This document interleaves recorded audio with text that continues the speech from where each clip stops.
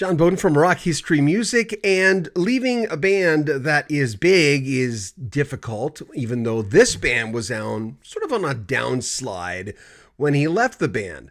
Paul Carrack, who we know from so many different bands, Squeeze, Ace, How Long, he played with Madness for a while. As mentioned, Mike and the Mechanics, Ringo's All-Star Band, Roxy Music, Nick Lowe, John Hyatt, Roger Waters, Elton John, Eric Clapton. Mike and the Mechanics came to the forefront in 1985 with their self-titled debut album. It featured a few hits, Silent Running, All I Need Is a Miracle, and Taken In. Their follow-up in 1988 was Living Years, featuring the title song, which was about band leader Mike Rutherford's father and his relationship with his dad. Of course, Mike Rutherford is from Genesis. Word of Mouth followed in 1991, with the title song reaching number 13 on the charts. Then Beggars on the Beach of Gold, featuring Over My Shoulder, a number 12 hit. That was their last hit, and that was a song by Paul Carrack and Mike Rutherford. We talked to Paul Carrack on how he joined Mike and the Mechanics and why he left. And by the way, the other Paul he talks about in the clip is Paul Young, who was in a band called Sat Cafe, who was the other lead singer in Mike and the Mechanics. We lost him in 2000. That and a lot more on Rock History Music.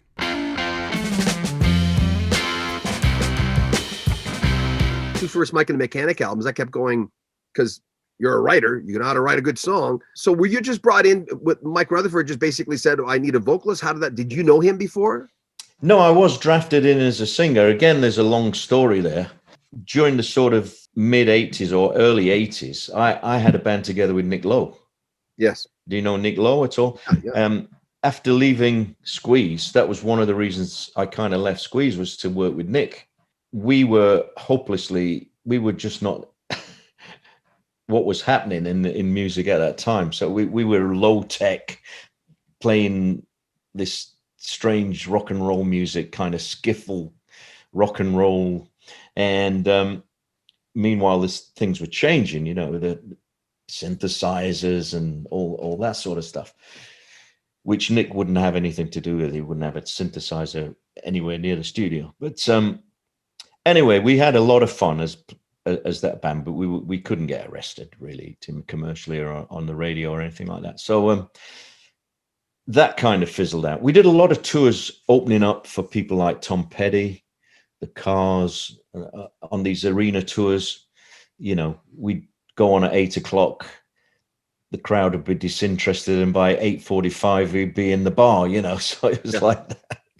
Anyway, so that was just running its course, and we were about to let it go, and I got a call from a guy called B.A. Robertson, and he asked me to sing a demo for him. I didn't know him, never met him. He said, I've written this song, I want to pitch it for a movie, and we want that guy who sang How Long, so that's why I'm calling this. Okay, I'll come down and sing it for you, which I did. I didn't get paid for any of this, by the way, but and he said, oh, by the way, I'm writing songs with Mike Rutherford, from Genesis, and he's not going to sing on this album. Would you be interested in coming down? So I said, yeah, sure.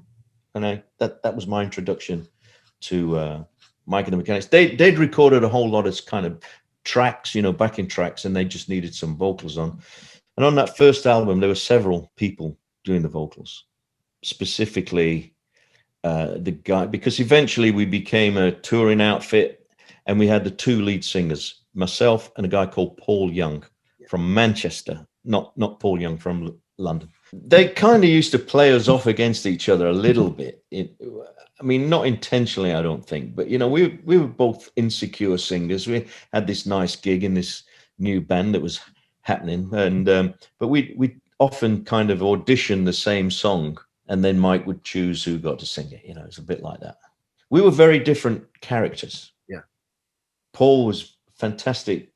He came alive when he was on stage. He loved being the front man. He had charisma, and he had, apart from a great voice, and he's a fun, gregarious kind of guy. I was more the sort of quiet, I don't know, soulful or whatever guy. So we were very different characters, but we were both working class northern guys who knew how to be in a band.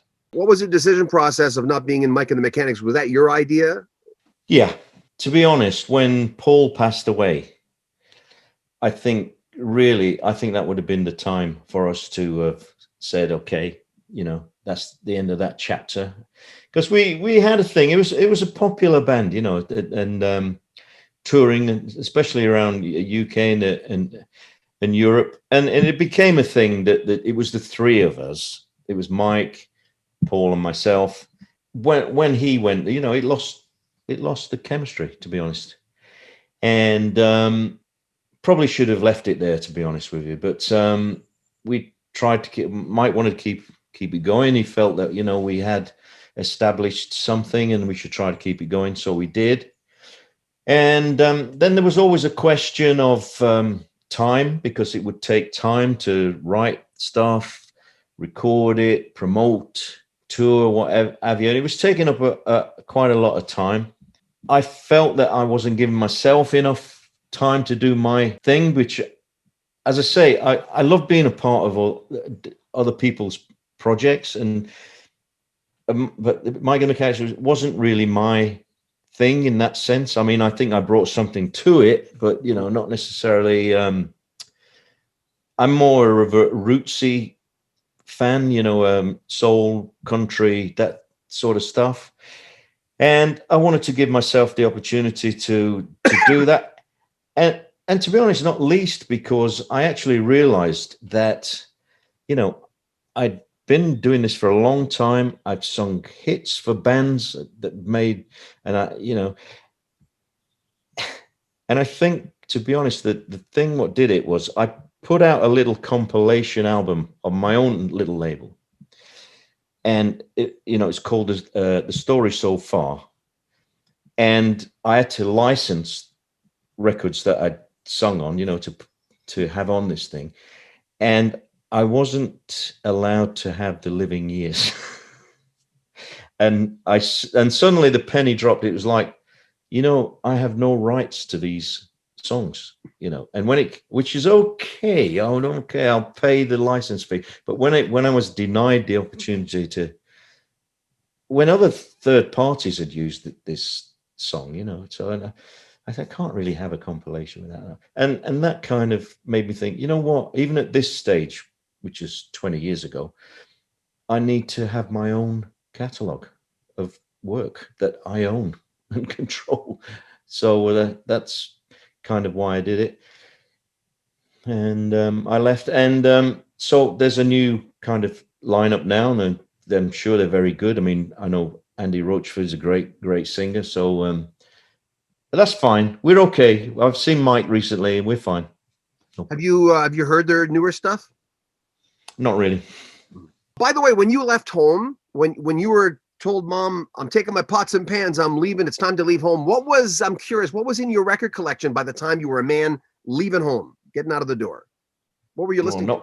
Not much. There wasn't so much around, and records are expensive. I didn't even have my own hi-fi really till I was probably in my 20s. I didn't have a lot, but I can remember a stage in the sort of early 70s. I had Talking Book, which was a massive record for me. I had an album by Van Morrison, Moondance. So I only had 3 or 4 albums, but I knew them inside out. I know Moondance inside out. Talking Book, you know. Yeah, the Elton John Candle in the Wind '97. You were on there? Not Candle in the Wind. They released a CD with Candle in the Wind and another song called Something in the Way You Look Tonight. I'm playing on that one. Right. So a few people, you know, hoping to make me sound a little more interesting, say he played on the biggest selling record of all time, which was Candle in the Wind, and Something in the Way You Look Tonight was also on that CD. But nevertheless, it was great to play on a Elton John track. Yeah, what was it like working with Elton John? I just talked to Bill Champlin, and Bill said he was surprised when he came in to work with Elton. He says, I expected a huge ego and it was going to be this and that. And he says, I know, but he says it was really low key and he was really respectful. But what was it like for you? Yeah, I was pretty starstruck, you know, and insecure. I mean, I used to do a lot of, well, not a lot, but I would do session work in the after a split up, because I saw that as a way of learning how to play all the guys that I knew in London who were good players, that's what they did. They did sessions, you know. Yeah. So, but I was really bluffing my way through a lot of these sessions because, you know, as I said, self-taught, don't really know what I'm doing. So I would turn up to sessions like that a little bit scared.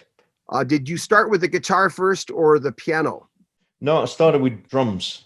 A few bits and pieces in the attic that had belonged to my dad, and I used to bash along to records. My brother played guitar, so there was a guitar always hanging around.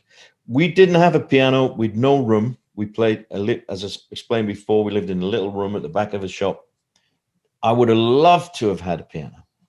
My uncle had a piano, and on a Sunday, sometimes we'd visit him, and I'd be tinkering away. And then I remember one Sunday I turned up, and it was locked, and they'd lost the key.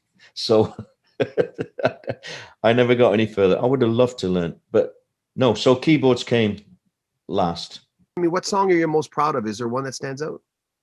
No, I think I've written a few half decent songs. I mean, I like that song that the Eagles did, Not Love Will Keep Us Alive. I Don't Want to Hear Anymore. I think it's a good song. I'm not particularly crazy about my songwriting. I think as a singer, I can make a half decent song sound okay. But my favorite song will always be How Long, because that's the first one. Love the new single.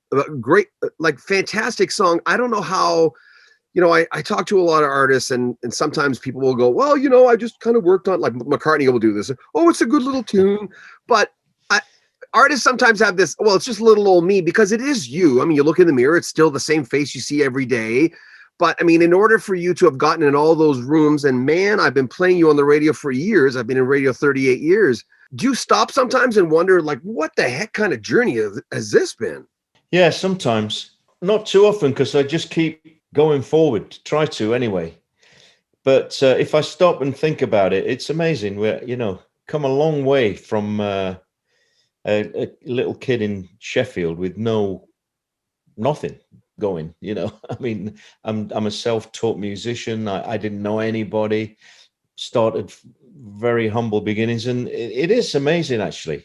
I often feel like I'm name dropping, you know. It's like, oh yeah, well, when I did this thing with Roger Waters, it's like, oh, you did that, and then but it's not. But no, it's incredible, and I'm so grateful to have had a career.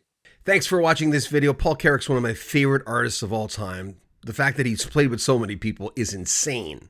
If you want to help the channel, YouTube's been insane lately as far as our videos going high and then disappearing from the face of the earth. We're not sure what's going on. We're actually putting more work into our videos now. I hope that's not hurting them. But if you want to make a donation, there's a PayPal link at the very top of the description. You can join our Patreon. You'll get early access to hundreds of interviews. The link is there. Or go on Teespring. We have a rock history music store where you can pick up t-shirts and hats and caps. When you subscribe to Rock History Music, click the bell notification so you don't miss anything. Like our videos, comment on them, and share them on social media. I'm John Bowden. This is Rock History Music. Take care of yourself.